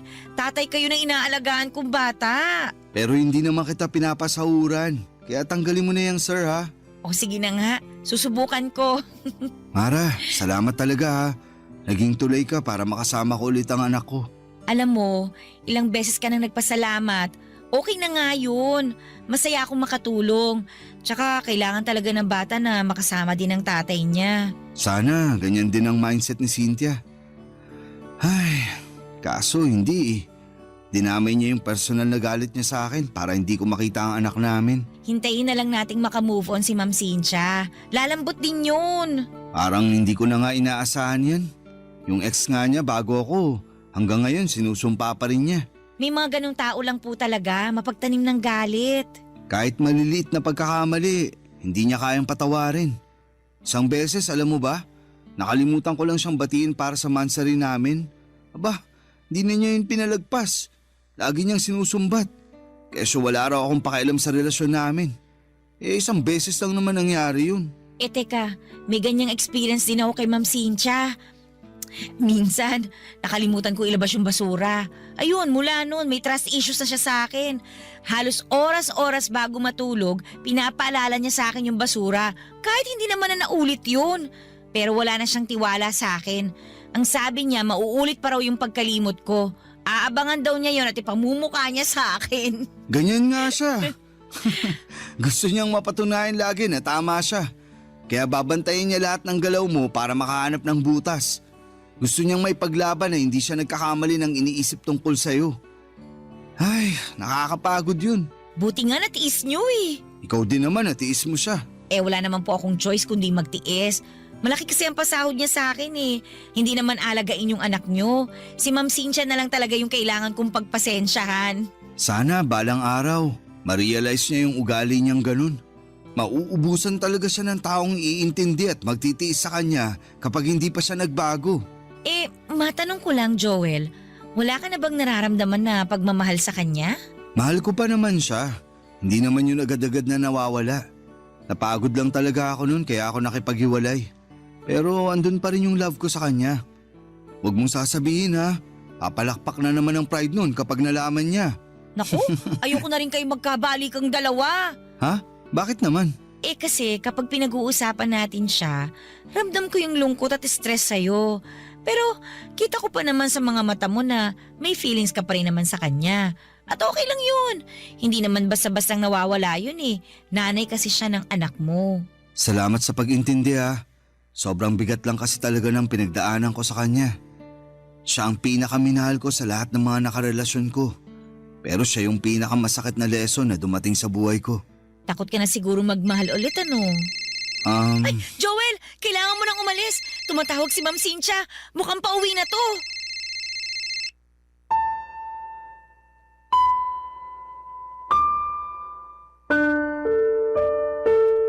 Nagpanik kaming dalawa ni Mara dahil nabaga ang pag-uwi ni Cynthia. Pinagdadampot ko na lamang lahat ng kalat at pagkain na pinagsaluhan namin ni Mara at ng anak ko bago ako lumabas. Nagmadali akong pumunta sa bahay ng kaibigan ko sa subdivision na yon. Doon muna ako magpapalipas bago ako mag-book ng masasakyan. Kailangan munang makauwi ni Cynthia bago ako lumabas ng subdivision para hindi kami magkasalubong na dalawa. Ganon na kasi ang sistema namin. Napakiusapan ko naman ang kaibigan ko. Naintindihan niya ang sitwasyon ko, lalo't saksi siya sa naging relasyon namin ni Cynthia. Tinitext na lamang ako ni Mara kung nakarating na ba si Cynthia sa bahay niya at saka na ako aalis ng subdivision. Ilang buwan na rin na naging ganon ang kalakaran namin. And so far ay hindi naman kami nahuli. Madalas kaming nagkakausap ni Mara para humingi ng update sa anak ko. Ang sabi nga ni Mara, halos hindi rin maharap na asikasuhin ni Cynthia ang anak namin dahil subsob ito sa pagtatrabaho kaya madalas silang dalawa ni Mara ang magkasama. Laging nagkukulong si Mara at ang anak ko sa kwarto niya at doon nagvi-video call kami ng palihim. Habang naglalaro ang anak ko, naka-on lang ang video para makita ko siya. Mabuti na lamang at tahimik ang anak ko kapag nakaka-video call ko siya. Araw-araw ay gano'n ang mga nangyayari.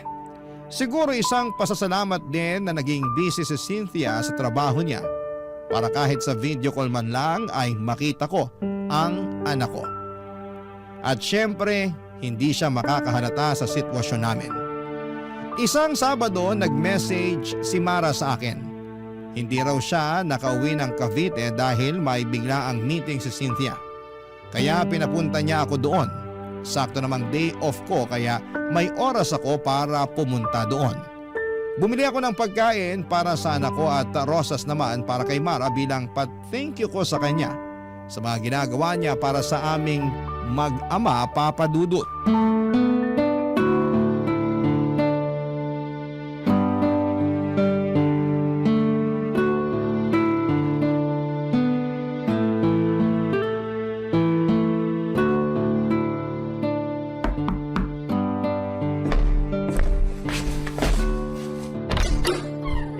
Oh, Joel!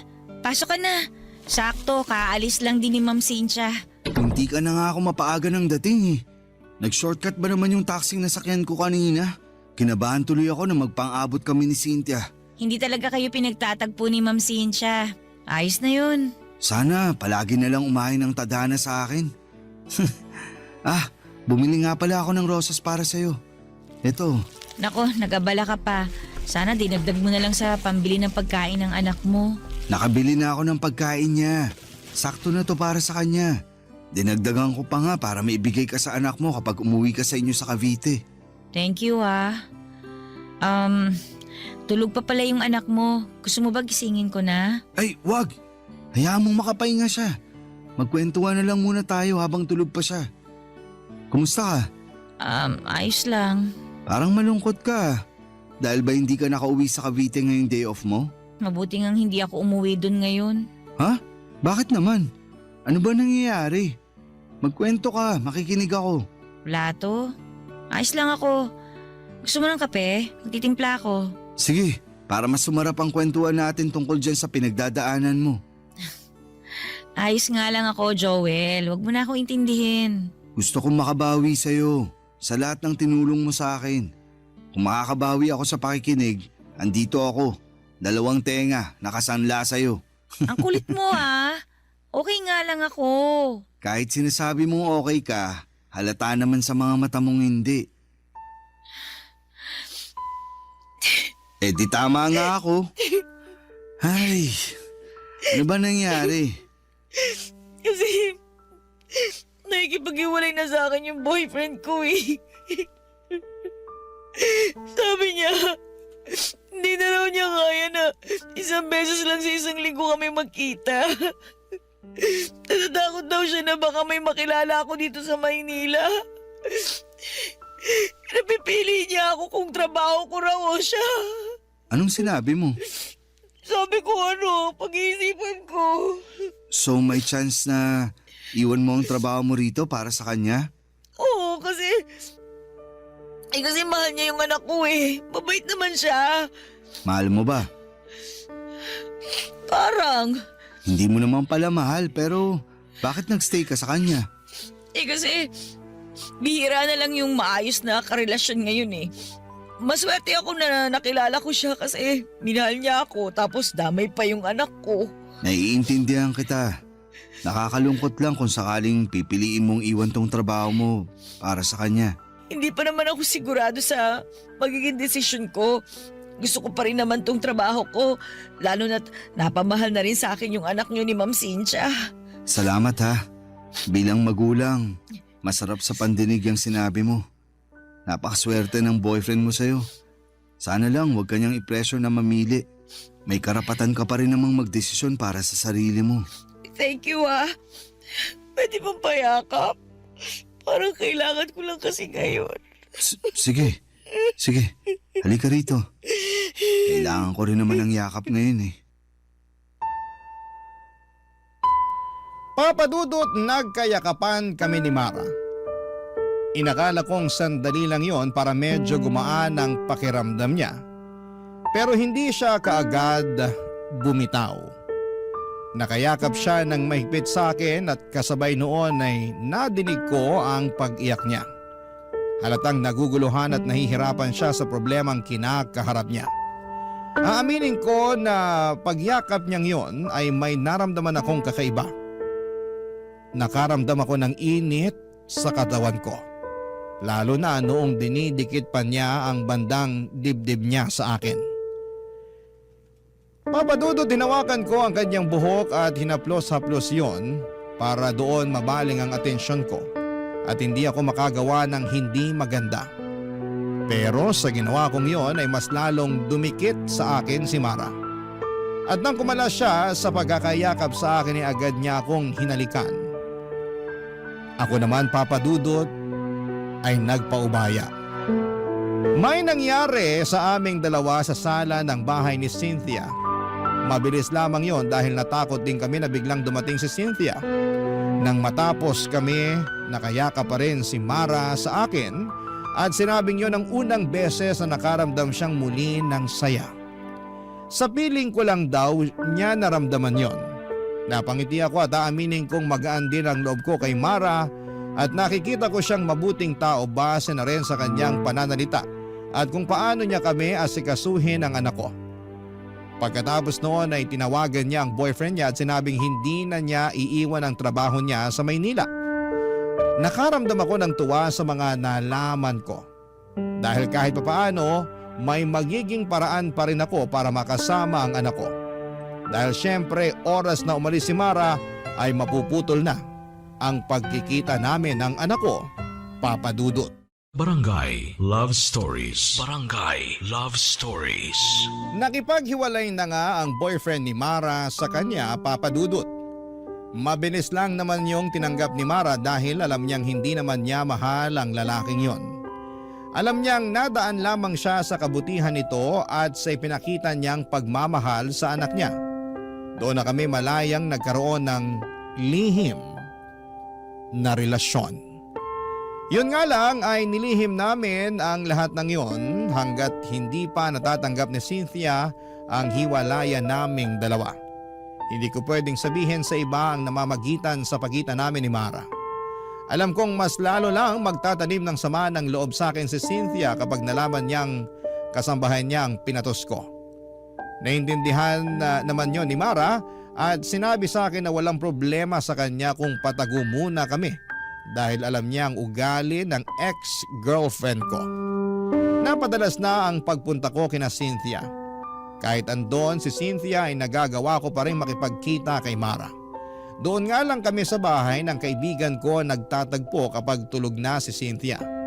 Madalas nga, kapag dumadalaw na ako sa bahay ni Cynthia, hindi ko na halos nakakasama ang anak ko kasi mas madalas na kaming magkaharutan ni Mara.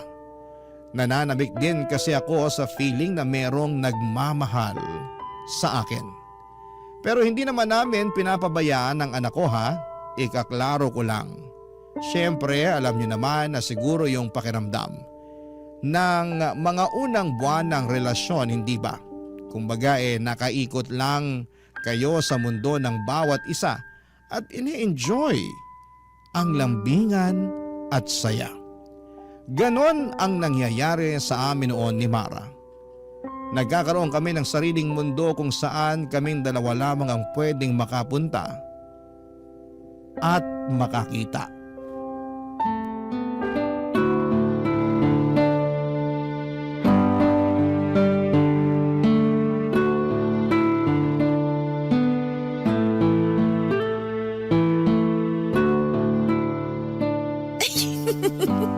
Huwag mo naman masyadong pisilin yung tabako sa tiyan. Huwag mo na akong pigilan. Alam mo namang ito ang paborito ko sa'yo, di ba? Halata naman, palagi mo ang hinahalikan eh. Kakagigil eh. Parang taba ng baby. Lambot. Hawak nga ulit. Ikaw talaga, tama na nga, nakikiliti na ako. Ang hirap magpigil. Ikaw kasi, nag-crop top ka pa. Mas lalo ko tuloy nakita ang bilbil mo. Teka nga, magja-jacket na lang muna ako para tumigil ka na. Wag na. Ganyan ka na hanggang kabagin ka. Panindigan mo na lang ang crop top mo. Huwag tayo masyado maingay kasi baka mamaya magising pa yung anak mo. Ayos lang yun. Para makita niya kung gaano kasaya ang tatay niya. Masaya ka ba talaga? Oo naman. Mula nung dumating ka, nakakasama ko na yung anak ko. Tapos, may pabonus ka pang bilbil na pinanggigigilan ko. Ayaw mo na talagang lumayo sa usapang bilbil ha? Paano ba ako makakalayo? Laging nakadikit ang bilbil mo sa akin. Para maramdaman ko kung paano kang nag-iinit sa akin. Eto na nga't parang nilalagnat na ako sa init. Tara na nga sa kwarto ni Cynthia. Huy, bakit naman doon? Para hindi masakit sa likuran kapag nag-aano na tayo. Ang hirap kasi rito sa sofa eh. Medyo may katigasan na. Tsaka mukhang malaki yung kama ng ex-girlfriend ko kaya kahit tumambling pa tayo hindi tayo mahuhulog. Baka maamoy niya tayo pag uwi niya. Mas okay na rito sa sala para mabilis linisin yung ebidensya. Doon sana sa kwarto mo kaso andun naman ang anak ko. Pwede naman doon pero tahimik lang tayo ha? Ano, game? Wag na roon. Nakakailang naman kung sa harapan pa ng anak ko nilalandi yung yaya niya. Exciting nga yun eh. Ikaw ha, grabe yung mga pantasya mo. Marami na kasi ako nasubukang pantasya mula nung naging tayo. Pukis nga ako, tsaka... Ay, tumatawag si Ma'am Cynthia. Sagutin ko lang to ha. Quiet ka muna dyan. Hello, Ma'am Cynthia. Oh, Ma'am, ano po yun? Pauwi na ako ng bahay. Pakilutuan mo ako ng ulam. Kahit anong nandyan sa ref. Okay lang kahit prito. Mga ilang oras po, Ma'am, bago kayo makarating dito sa bahay. Bakit kailangan mong malaman? Wala naman po. Para lang po matansya ko kung ano oras po ako magluluto. Para mainit po yung ulam na maaabutan nyo. Mga 2 oras mahigit. Sa kapalitan mo na rin yung bedsheet ko. Nangangati ako ron eh. Sige po, Ma'am. Meron pa po ba kayong ipapagawa? Wala naman na. Asikasuhin mo na lang yung mga pinapagawa ko. Bye. Joel, Ano yun? tara na dun sa kwarto ng ex-girlfriend mo. Dumihan na natin yung bedsheet kasi pinapapalitan na niya sa akin. Ayos! May nangyari sa amin ng ilang beses sa kama ni Cynthia, Papa Dudut. Aaminin kong nakadagdag ng init yon sa pakiramdam ko lalo't kama yon ng ex ko. Pagkatapos noon ay nagmadali na akong umalis ng bahay. Hindi ko na nga nahintay na magising pa ang anak ko. Babawi na lamang ako sa susunod sa kanya. Kailangan ko na kasing makaalis para hindi kami magkaabutan ng nanay niya. Mabuti na lamang at maagang dumating ang nabukong sasakyan kaya nakaalis din ako kaagad bago mag-update si Cynthia na pauwi na raw ito. At nang makauwi ako ng bahay, tinadtad ni Mara ng mga selfie niya ang messenger ko. Napangiti ako at nakaramdam muli ng init. Sinabi ko sa kanya na mag-usap na lamang kami ulit kapag matutulog na si Cynthia. At makalipas nga ang ilang oras bago sumabit ang 11:00 ng gabi ay nag-message na si Mara. Gising noon ang anak ko at magkasama silang dalawa habang magka-video call kami. Para silang mag-ina at para kaming pamilya ng mga oras na yon. Nakapag-usap siguro kami ng mahigit 1 oras bago ko tinapos ang tawag. Para makapagpahinga na rin ang anak ko dahil alanganin na ang oras. Nag-chat na lamang ako kay Mara na sabihan niya ako kung kailan ulit ako makakadalaw. Mabilis naman siyang nag-reply at sinabing pwede na raw kagad kinabukasan. May out of town meeting daw si Cynthia at madaling araw na ito makakauwi. Natuwa ako noon dahil mas mahaba ang oras na makakasama ko na si Mara at ang anak ko. Kaya naman natulog na ako kaagad para maaga akong makabili ng mga pagkain nilang dalawa sa pagdalaw ko, Papa Dudut.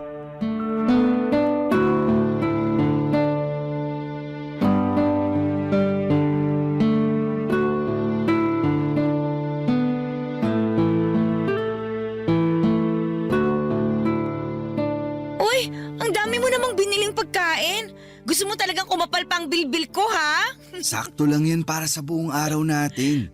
Madaling araw pa talaga ang uwi ni Cynthia, di ba? Sabi nga niya baka bukas na raw ng tanghali ang uwi niya eh. Uy, ayos ah. Baka pwede pa ako makatulog dito nun.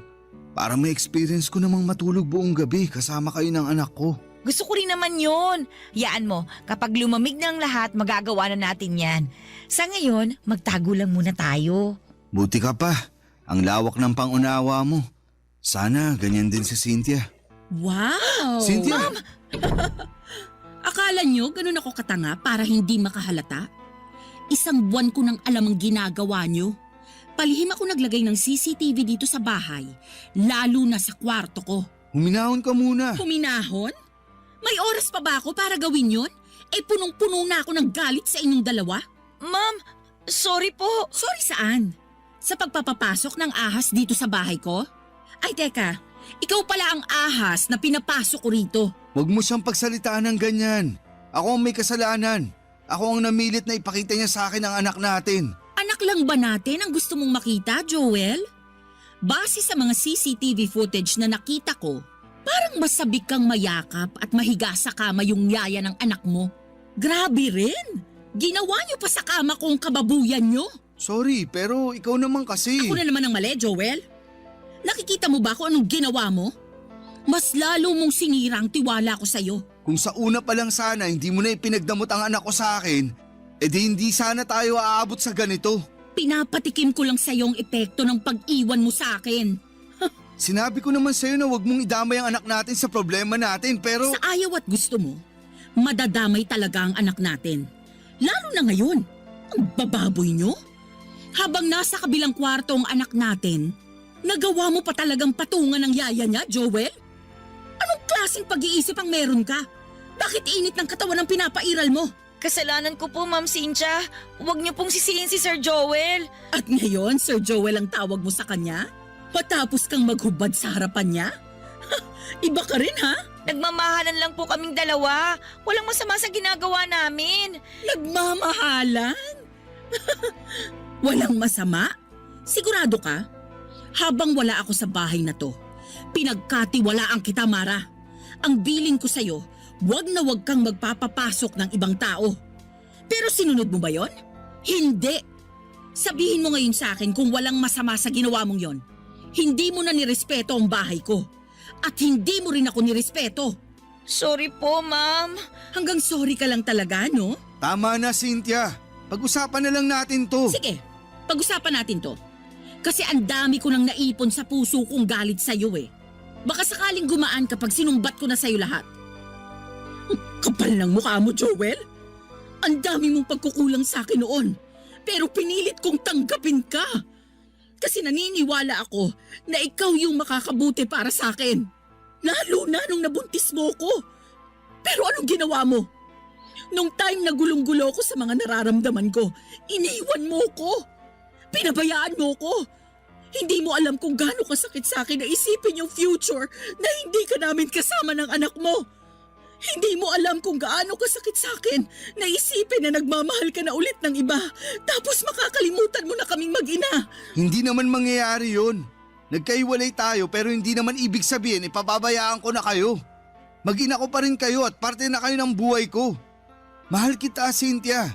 Kahit ano pang nangyari sa atin, hindi na yun magbabago. Kung mahal mo ko, piliin mo ko ngayon. Anong ibig mo sabihin? Kung gusto mo pang makita pa ang anak mo, ako ang pipiliin mo. Cynthia. Kami ng anak mo o ang katulong ko? Mamili ka. Hindi ako makagalaw sa sinabi ni Cynthia, Papa Dudut. Hindi ko nga rin matignan si Mara dahil alam kong nasasaktan siya sa narinig niyang sinabi ng ex ko. Kahit ako ay naguluhan, lalo na noong pinangtakot na ni Cynthia sa akin ang anak namin.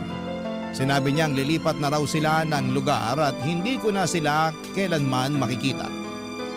Ang bigat ng loob ko habang iniisip ang posibilidad na mangyari yon. Nang hindi pa ako sumagot ay sinabi niyang pwede kaming magkabalikang dalawa, total ay mahal ko pa naman daw siya. Ayusin na lang daw namin at susubukan niyang baguhin kung ano man ang mga naging pagkakamali niya. Hindi pa rin ako nakapagsalita noon. Parehas kami ni Mara. Nang wala siyang makuhang sagot sa akin ay pinalis niya ako ng bahay. Pero bago niya ako paalisin, binigyan niya ako ng palugit na 1 buwan para pag-isipan kung sino ang pipiliin ko sa kanila ni Mara. Tahimik pa rin si Mara at kabado dahil anak ko na ang pinangsasangga ng nanay niya. Pinalis na rin ni Cynthia si Mara at umuwi muna si Mara sa Cavite at sinabi niyang hihintay na lamang niya kung anuman ang magiging desisyon ko. Sobrang hirap ng pinasok kong gulo. Sana ay matulungan niyo po ako. Oo, at may nararamdaman na ako para kay Mara. Nakikita ko siya bilang mabuting tao at mabuting karelasyon. Pero aaminin kong mas mahal ko pa rin si Cynthia. Pero ang hirap na makasama pa siya. Pero paano ang anak namin kung sakaling hindi ko siya piliin na balikan?